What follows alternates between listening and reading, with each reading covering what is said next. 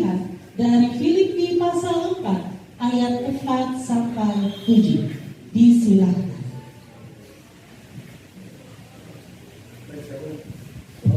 Baik, shalom Bapak Ibu Saudara yang terkasih dalam Tuhan Yesus Kristus.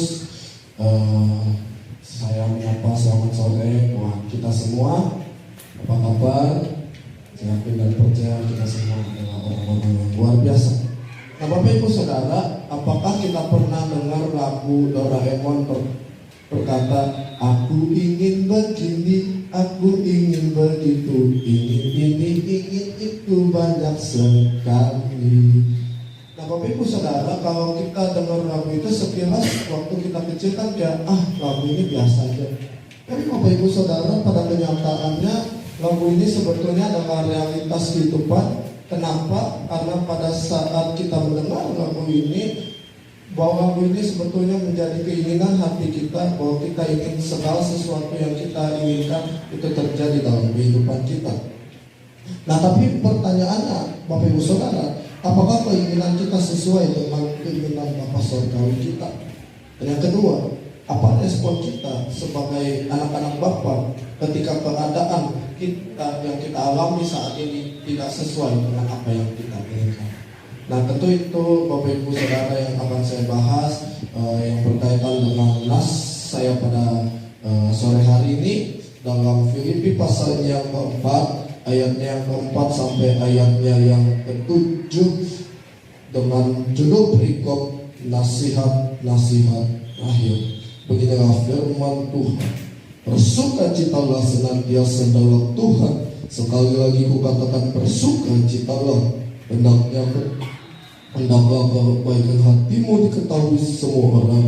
Tuhan sudah dekat. Ayat yang ke-6, janganlah hendaknya kamu khawatir tentang apapun juga, tapi nyatakanlah dalam segala hal keinginanmu kepada Allah dalam doa dan permohonan dengan ucapan syukur. Ayat yang ke-7, damai sejahtera Allah yang melampaui segala akal akan memelihara hati dan pikiranmu dalam Kristus Yesus. Sedemikian jauh yang dapat saya sampaikan buat kita semua. Yang berbahagialah mereka yang mendengarkan firman Allah dan yang memeliharanya. Bapak Ibu Saudara, bahwa teks kita pada hari ini yaitu dalam Filipi pasalnya yang keempat, ayat yang keempat sampai ayat yang ketujuh. Ini adalah nasihat-nasihat terakhir yang diberikan oleh Rasul Paulus kepada jemaat di Filipi saat ia sedang ada di dalam penjara. Nah Bapak Ibu, pada sore hari ini juga menjadi nasihat buat kita yang ada di Palangkaraya ini, untuk kita dapat menerapkan nasihat-nasihat ini dalam kehidupan kita. Nah di sini dikatakan bahwa kita harus bersyukur dan bersukacita. Maka itu yang menjadi judul saya pada sore hari ini.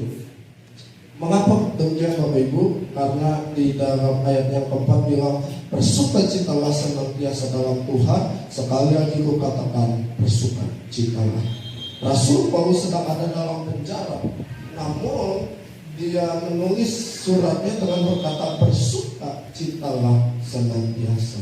Bapak Ibu, ini adalah satu situasi kondisi di mana tidak semua orang sukai, bahkan tidak ada dari kita yang suka di dalam penjara. Bagaimana seorang tahanan, bagaimana seorang narapidana yang ada dalam penjara dapat berkata bersukacitalah senantiasa dalam Tuhan, padahal dirinya sendiri sedang ada dalam dalam duka cita, dalam kebimbangan, dalam ketakutan, dalam kekhawatiran akan dibunuh, akan disiksa dan sebagainya. Lantas mengapa dia katakan bersukacitalah?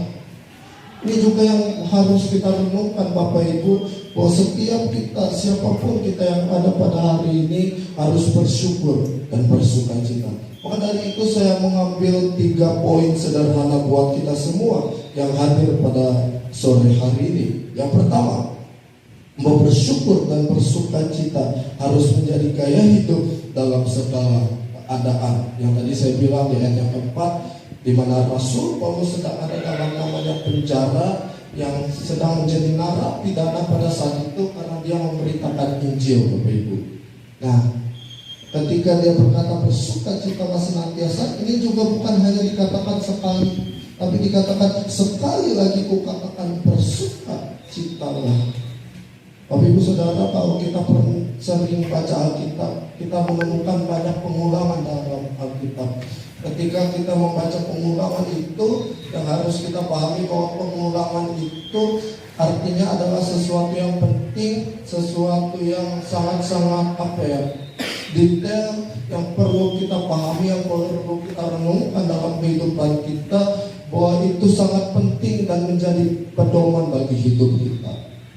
Rasul Paulus bilang, bersukacitalah senantiasa dalam Tuhan. Sekali lagi gue katakan bersukacitalah.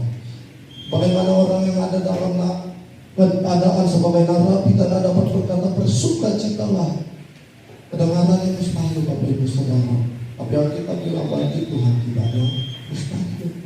Ketika kita berkata aku percaya kepada Tuhan, itu artinya kita berkata saya bersukacita.